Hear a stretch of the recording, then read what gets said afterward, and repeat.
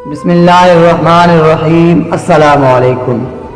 اہل سرسار ایک قوم جسے قوم سبا بھی کہا جاتا ہے، اللہ تبارک و تعالیٰ کے بے شمار نعمتوں کے اندر زندگی گزار رہی تھی۔ یہ قوم ایک عظیم تہذیب و تمدن کی مالک تھی۔ حضرت داؤد علیہ السلام اور حضرت سلیمان علیہ السلام کی باعظمت حکومتوں کے بعد ان کی حکومت زبان زد خاص و عام تھی۔ کہا جاتا ہے کہ یہ لوگ گندم کے مغز سے آٹا پیس کر روٹیاں پکاتے تھے، لیکن اس قدر اسراف کرنے والے اور ناشکرے تھے کہ انہی روٹیوں کے ساتھ بچوں کا پیخانہ صاف کرتے تھے۔ ان آلودہ روٹیوں کو اکٹھا کرنے سے ایک پہاڑ بن گیا تھا۔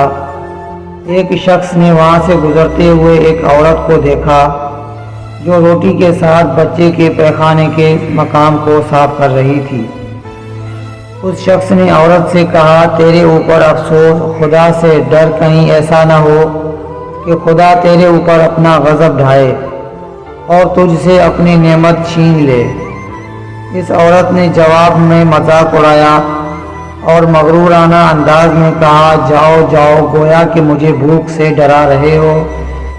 جب تک سرسار جاری ہے مجھے بھوک سے کسی قسم کا کوئی ڈر نہیں۔ کوئی زیادہ عرصہ نہیں گزرا تھا کہ اللہ تبارک و تعالیٰ نے ہوس بازوں اور اسراف کار لوگوں پر اپنا غضب ڈھایا۔ پانی جو کہ زندگی کی بنیاد ہے ان لوگوں سے چھین لیا تھا۔ قحط نازل ہوا، بات یہاں تک پہنچ گئی کہ ان کی ذخیرہ کی ہوئی تمام غذا ختم ہو گئی۔ آخر کار وہ مجبور ہو گئے کہ انہی آلودہ روٹیوں پر ٹوٹ پڑے جو ان لوگوں نے اکٹھی کر کے پہاڑ کے مانند ڈھیر لگایا ہوا تھا، بلکہ وہاں سے روٹی لینے کے لیے صف لگتی تاکہ ہر کوئی وہاں سے اپنی حصے کی روٹی لے سکے۔ طوفان، نعمت، قحط اور ان کی بدحالی کے بارے میں متعدد روایات میں موجود ہے۔ سورہ نحل کی آیت نمبر 112 اور 113 میں یوں ارشاد ہوتا ہے، اور اللہ نے اس قریہ کی بھی مثال بیان کی ہے جو محفوظ اور مطمئن تھا۔ اس کا رزق ہر طرف سے باقاعدہ آ رہا تھا، لیکن اس قریہ کے رہنے والوں نے اللہ کی نعمتوں کا انکار کیا تو خدا نے انہیں بھوک اور پیاس کا مزہ چکھایا، صرف ان کے ان اعمال کی بنا پر جو وہ انجام دے رہے تھے۔ اور یقیناً ان کے پاس رسول آیا تو انہوں نے ان کی تکذیب کر دی اور پھر ان تک عذاب آ پہنچا۔ یہ سب ظلم کرنے والے تھے۔ اسی قوم سبا کے بارے میں ایک اور واقعہ بیان ہوتا ہے کہ ان لوگوں نے اپنی زراعت کو بہتر طور پر کاشت کرنے کے لیے پانی کا ذخیرہ کرنے کی خاطر بلخ کے دو پہاڑوں کے درمیان ایک بہت بڑا بند معرب تعمیر کیا ہوا تھا۔ سوراخ اور دوسرے پہاڑوں سے گزرا ہوا پانی اس بند میں آ کر وافر مقدار میں جمع ہو جاتا تھا۔ قوم سبا نے اس پانی سے صحیح طور پر استفادہ کرتے ہوئے وسیع و عریض اور بہت سے خوبصورت باغات لگائے اور کھیتی باڑی کو رونق بخشی۔ ان باغات کے درختوں کی شاخیں اس قدر پھلوں سے لدی ہوئی تھی کہ کہتے ہیں کہ اگر کوئی شخص سر پر ٹوکری رکھ کر ان کے نیچے سے گزرتا تو پھل خود بخود ٹوکری سے گرنا شروع ہو جاتے اور خلیل مدت میں ٹوکری تازہ پھلوں سے بھر جاتی۔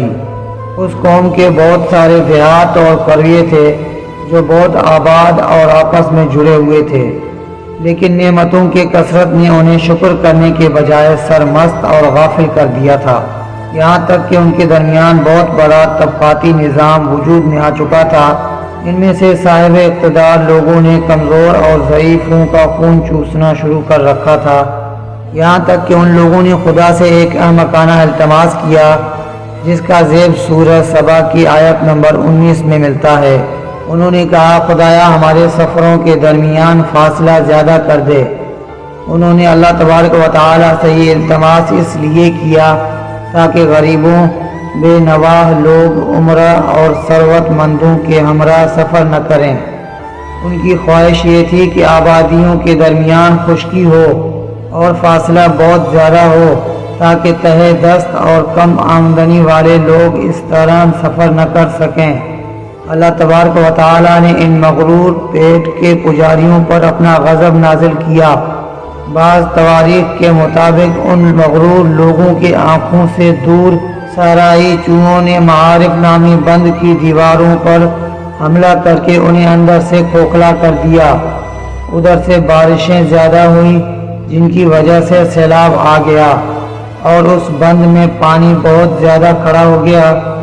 اچانک بند کی دیواریں ٹوٹی، اس سے ایک بہت بڑا سیلاب آیا جس میں تمام دیہات، آبادیاں، مال مویشی، باغات، کھیتیاں اور ان کے محل اور گھر پانی میں غرق ہو کر نابود ہو گئے۔